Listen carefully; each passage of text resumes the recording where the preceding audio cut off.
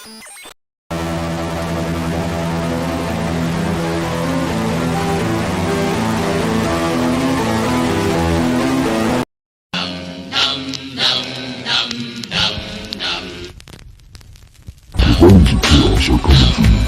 bunnies of chaos are coming for you. The bunnies of chaos are coming for you.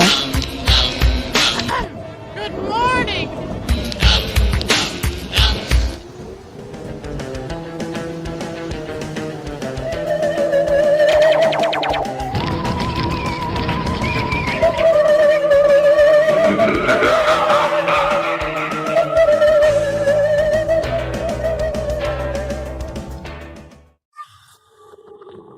Greetings, mortals. I am your host, Mr. Ghoul. Lights Out was one of the most famous and infamous series of all time. Even those not interested in OTR have generally heard of Lights Out. Lights Out debuted in 1934 and was radio's premier horror series created by writer-director Willis Cooper, who later scripted Boris Karloff's 1939 classic Son of Frankenstein, and truly set the bar high for other radio dramas in the 1930s due to its gore and strangeness.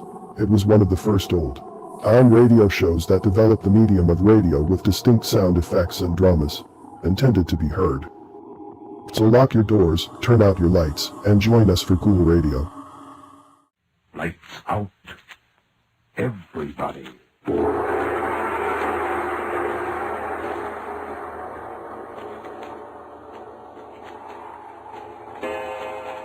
This is the witching hour. The hour when dogs howl, and evil is let loose on the sleeping world. Sit in the dark now, and listen to Lights Out.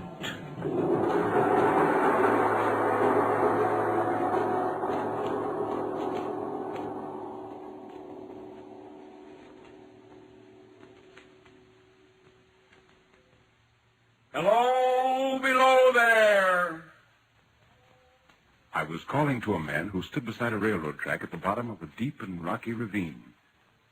One would have thought that, considering the nature of the ground, he would have looked up to where I was standing.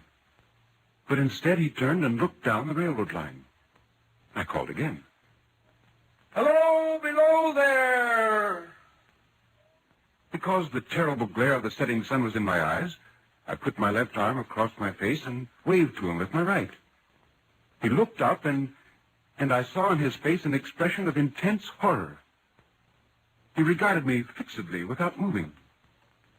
I shouted, Is there a path by which I can come down and speak to you? He continued to stare at me. Gradually, the expression of horror seemed to pass from his face, leaving it a gray, empty mask. When he spoke, his voice seemed to come from a grave. Why do you wish to speak to me? No reason. Just want to talk. If you have no reason, then please go on your way. Well, I do have a reason. Let me come down and talk to you. He motioned with his little rolled-up flag to a narrow path about 200 yards distant, which descended the rocky wall of the ravine. I carefully made my way down it. The ravine was extremely deep and unusually precipitous. The man's post at the bottom was in as solitary and dismal a place as I'd ever seen. I could see the railroad tracks running into a dark, gloomy tunnel at one end of it. So little sunlight ever found its way to the spot that it had an earthy, deadly smell. And so much cold wind rushed through that it struck chill into me, as though I'd left the mortal world. Hello, I'm afraid I'm intruding. Well? I'd better explain. You see, I'm a reporter for the London Times. You know the Times. Yes, I know the Times. Well, I'm a new man. I was assigned to do a series of stories on people who work at little-known occupations in the city. And strolling along, seeing you down here, I thought, here is a story. And that's the reason that brought you down here? Yes, perhaps I'd better ask you a few questions, hadn't I? For instance, how far down are we? I've never seen anything quite like this before. 52 feet. Is that considered deep for railroad cutting? Deepest in the country. 52 feet. Hmm? And how long is the tunnel? 3/4 of a mile. I see. And that red signal light in front of the tunnel, is that part of your job? I mean, do you have to see that it stays lighted all the time? Don't you know that it is? Don't I know it is? Look, you've been staring at me ever since I called to you. Staring as though I were something to be afraid of. I'm just a newspaper reporter, that's all. I thought I'd seen you before. Seen me? But where? There. By that signal light. But I've never been here before. It's a part of London I've never visited. No, you may be sure of that. Perhaps I may. Yes, I'm sure I may. I beg your pardon for being so unfriendly. It's just that, well, I made a mistake. That's all right. I shouldn't have come down, I suppose. After I saw this unusual ravine in the tunnel and your job down here, I felt I had to come down and talk to you. I think I'm glad you did. I have very little company. This is a world here different from other men's worlds. I can believe that. May I ask, what exactly is the nature of your job? I mean, besides keeping the signal light burning and flagging the trains, what do you have to do? Not very much. I operate the telegraph in my hut over there. Turn this iron handle now and then. That's all. And you're down here all the time? Yes. Don't you ever get a chance to take a few minutes off and get up there and top? In the sunlight? Very seldom. I can't leave the telegraph. Oh, by the way, I have a fire in my signal house. Wouldn't you like to come in and warm yourself? Indeed I would. This wind cuts right through me. We'll hurry along.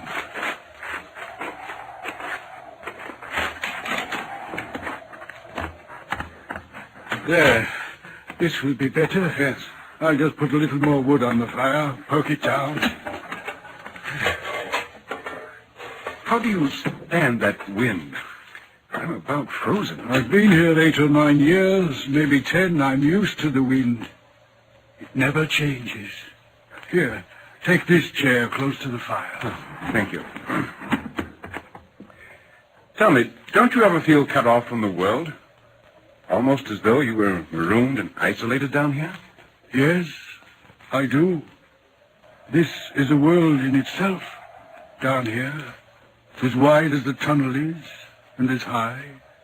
Those are the boundaries of my world.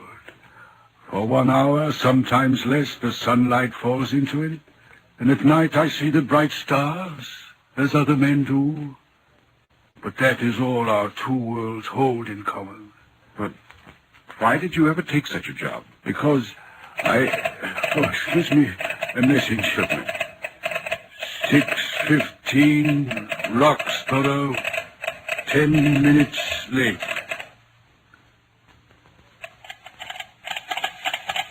Received message, all's well. Do you know, after talking to you, I feel as though I've at last met with a completely contented man. I believe I used to be so, at one time. But now, I'm worried. Worried. About what? I don't know. It's difficult to explain. Perhaps I can help you. I've been thinking of that. I've been wondering. Tell me. I've got to tell someone. And yet, give me some time to think it over. Say until tomorrow night, perhaps then. You mean you'd like me to come back? Yes, if it wouldn't be too much trouble. I'll be here, about the same time. But why not now? Why can't you tell me now? I want to think it over in my mind first. I want to be sure. Meanwhile, let me light your way to the path. Oh, yes, of course. Don't forget your pad and pencil. Thank you.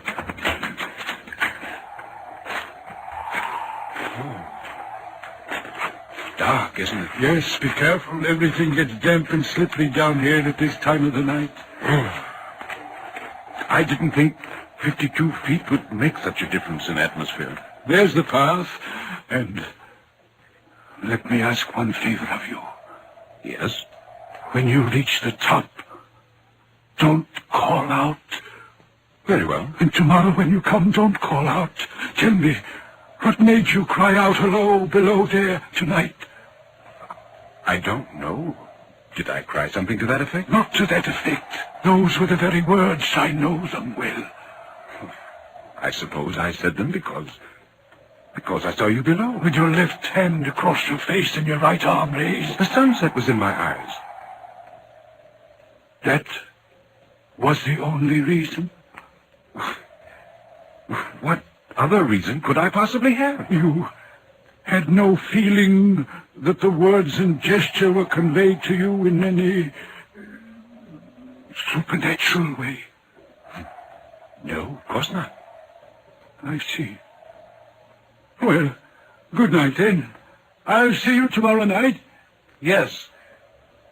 Yes, tomorrow night.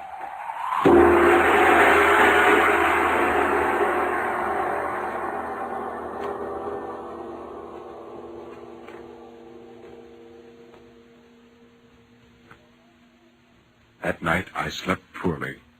Or rather, I didn't sleep. Because the man's face was constantly before me. And there was something in the eyes of fear, a wordless crying, agony of spirit that fevered my own brain and wouldn't let me rest. All night long I watched the face, and behind it was the sun going down in flames beyond the ravine, and a figure which I recognized as myself, one arm shading the eyes, the other waving and standing in the ravine and shouting, "Hello, below there!" In the morning, my landlady awakened me. She said I'd been crying out in my sleep all night.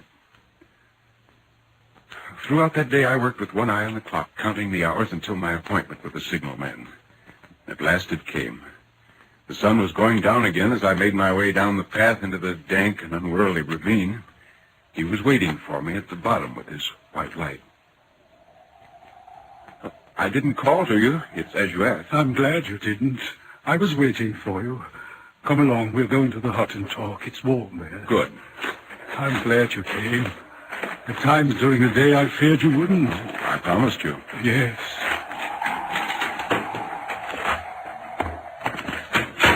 I've made up my mind to tell you the story. The whole thing. Sit down. Thank you. But before I do, tell me, do you believe that I am in my right mind? Yes. Yes, I believe that. All right.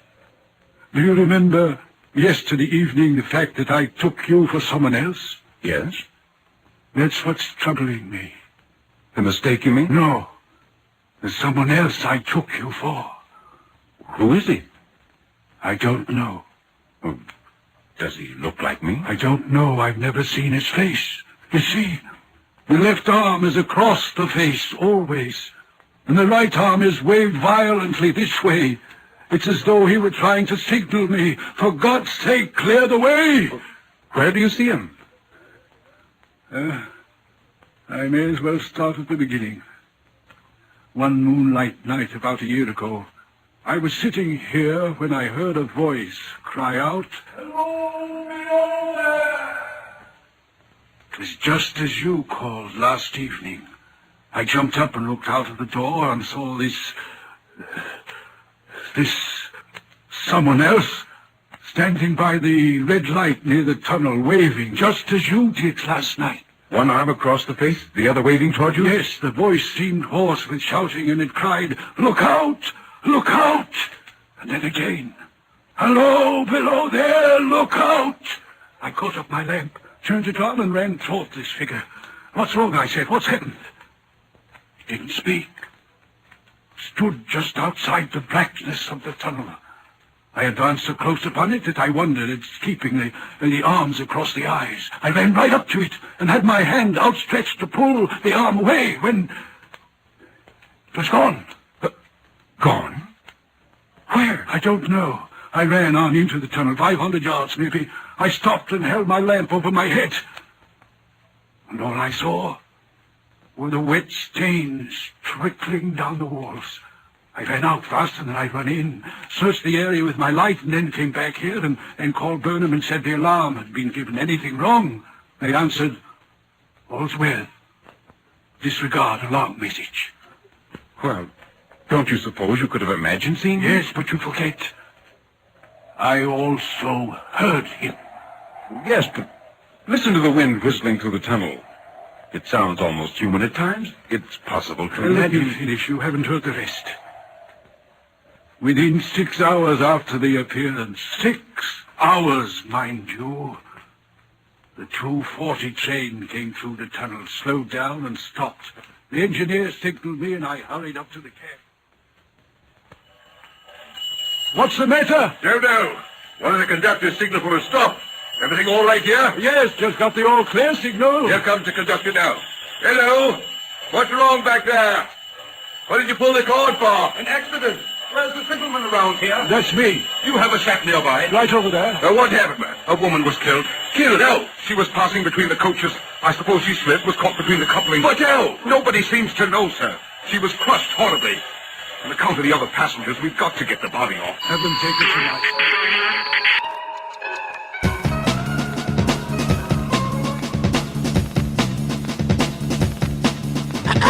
Good morning.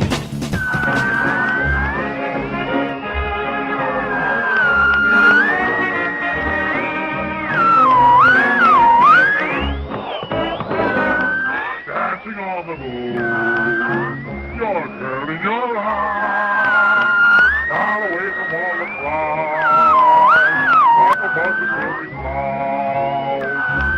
Dancing on the moon, taking the light riding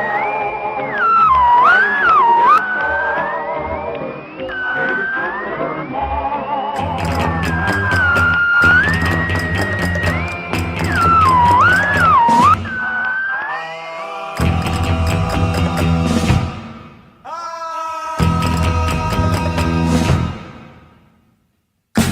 Exótica.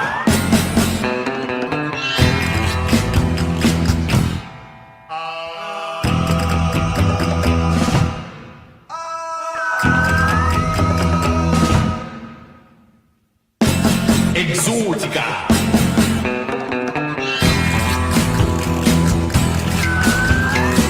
Enter the world of Exótica.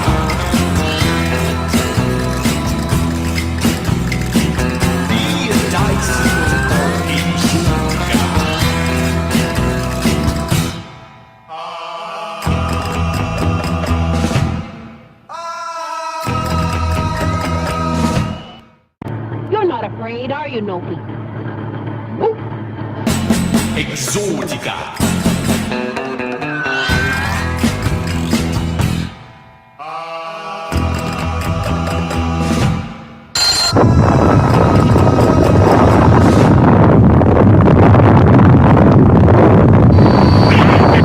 Shocking. One morning, just as day was breaking, I looked toward the red signal light and saw him again.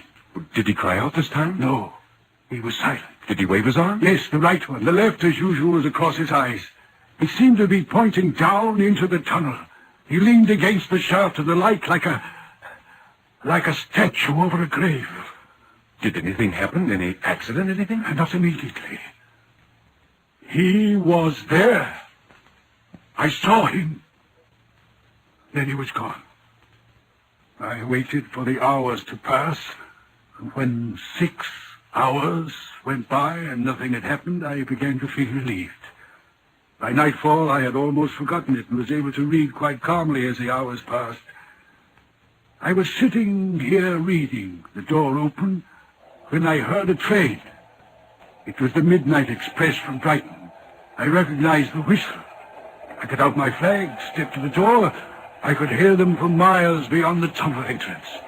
I listened to the wheels, filling the night with their driving, pounding, rhythmic beat. And I thought of the people on the train, the tired, worn-out picnickers and weekenders returning from Brighton. It made me feel responsible for them, as though I were their guardian and keeper. I listened to the rhythmic beat of the wheels.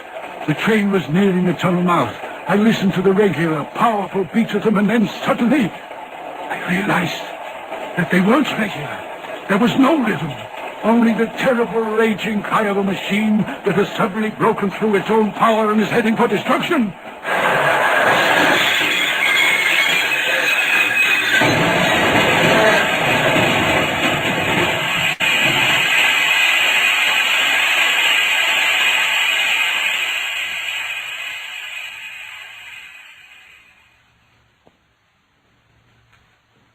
It was the worst wreck on the line. They brought the dead and dying in here. They laid them at the place where he stood waving to me that very morning. And this was the second accident after you'd seen him? Yes. And the thing that is worrying me now, it came back again a week ago. Ever since, it's been there now and again by fits and starts. Standing by the light? Yes. What does he seem to do? The left arm is over the face, the right arm is waving. He seems to be trying to say, for God's sake, clear the way. Can't believe it. I have no peace or rest from it. It calls to me for many minutes together in a frightful manner. Below there, look out, look out. It stands waving to me. Well, have you seen it tonight? No. Not yet. Well, will you come to the door with me and look for it now? Yes. Yes, I will.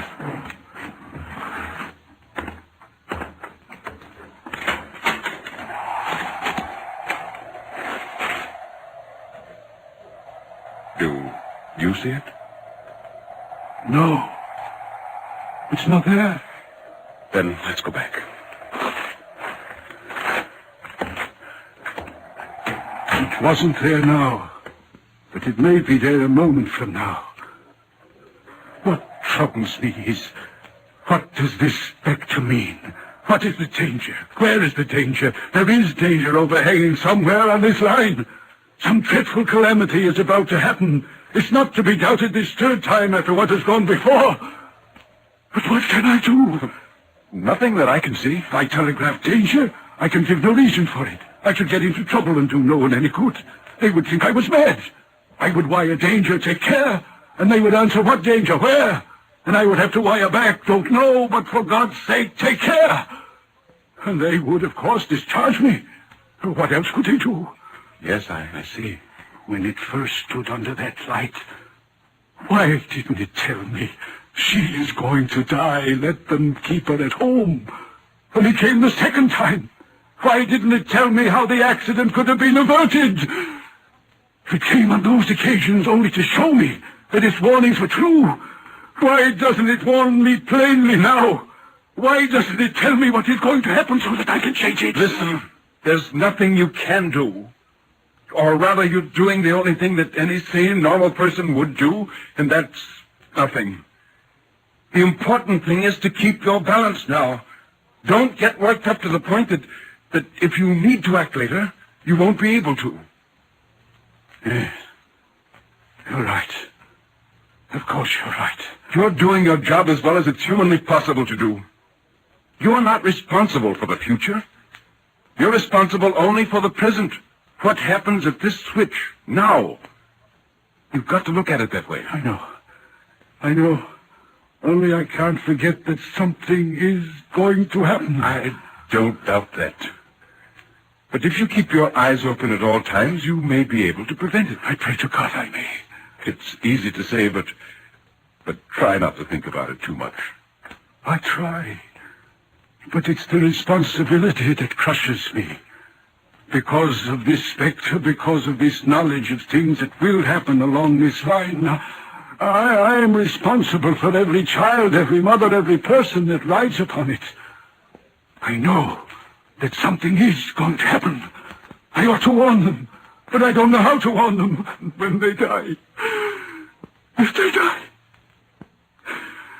their deaths are on my shoulders.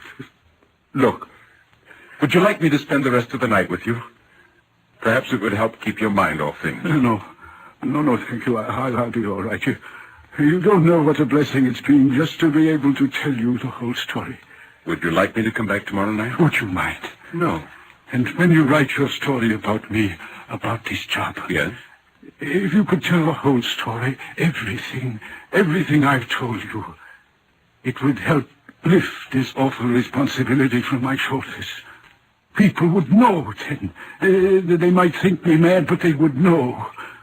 And the weight would be from my spirit. Yes, I'll write that story tomorrow. Everything.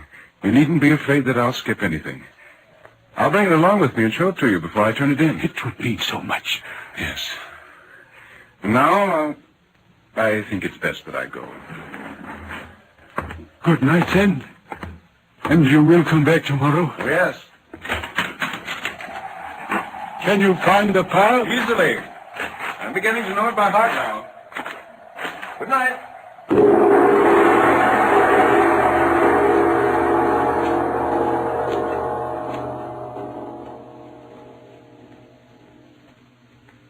I went to bed immediately after returning to my lodgings. If I had slept unsoundly the night before, I slept little if any this night. They were the same dreams, the man's face, his eyes with their deep inner secret and pain, and in the background the sun going down over the ravine, and the figure, no longer my own, with one arm across the eyes and the other waving toward me, crying in a low moan, "Clear the way, clear the way."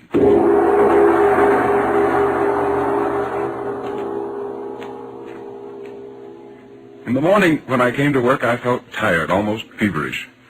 I could hardly wait until sundown when I would again visit the signalman. I wanted to show him the story as I'd written it. At last, the hands of the clock pointed to 6:30, and I left the office on my way to the ravine. About half an hour later, I arrived at the top of the cutting.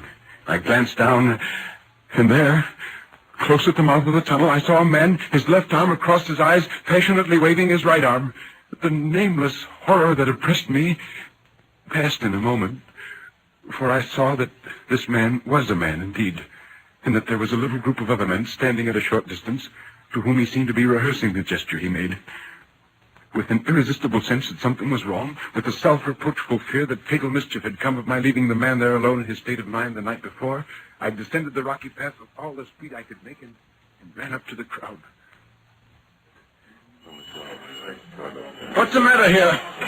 Signalman killed. When? Just a little while ago. Not the man belonging to this post? Aye. Not the man I know? You will recognize him, sir, if you are a friend to him. The body is over here.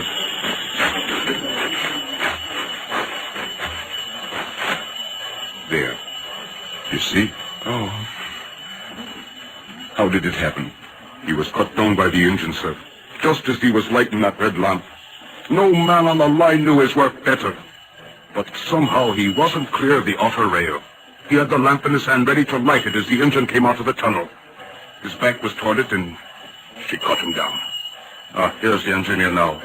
Tom, show him how it happened. Yes, how did it happen? I'm a reporter from the Times. Well, sir, coming around the curve in the tunnel, I saw him at the end. There was no time to check the speed, but I always knew him to be very careful. Only this time, he didn't seem to pay any attention to the whistle. I finally shut it off when we were running down on him and called out to him. What did you say? I shouted, "Hello, below there! For God's sake, clear the way!" No. Yes, sir. That I shouted. Oh, it was a terrible thing, sir. I never left off calling to him. Finally, I put my left arm across the eyes so that I wouldn't have to see, and I waved this arm to the last. But it was no use, sir. No use. No use.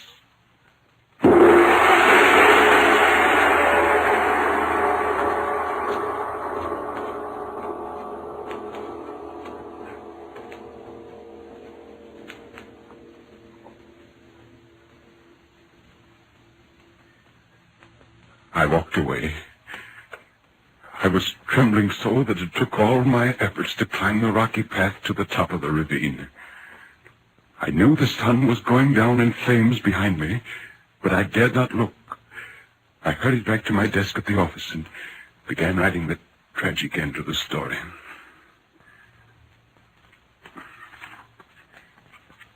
Sir? Yes, boy? Is your copy ready, sir?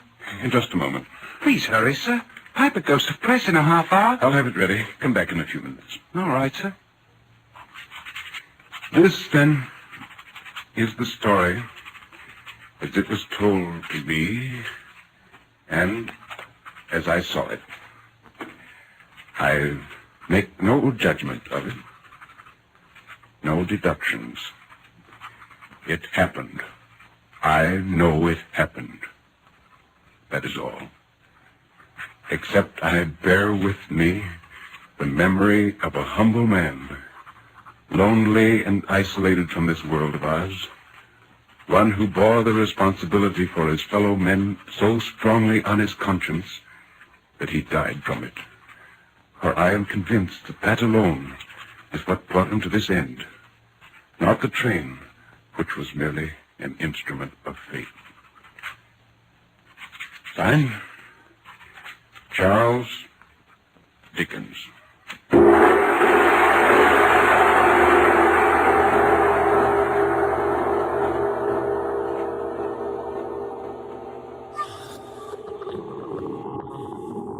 Ah, they didn't get me that time. We would like to say congratulations to Kiss a Wolf for winning Supporters' Choice PBDC First Annual Halloween Costume Contest. We would like to also thank all those who entered for their participation. There were so many fabulous entries. Also mark your calendars for this coming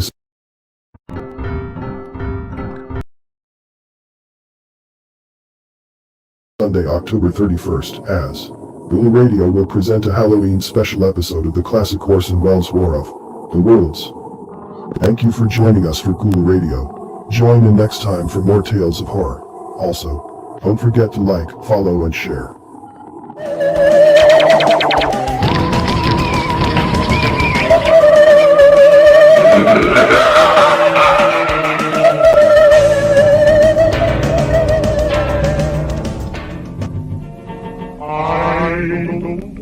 Set the world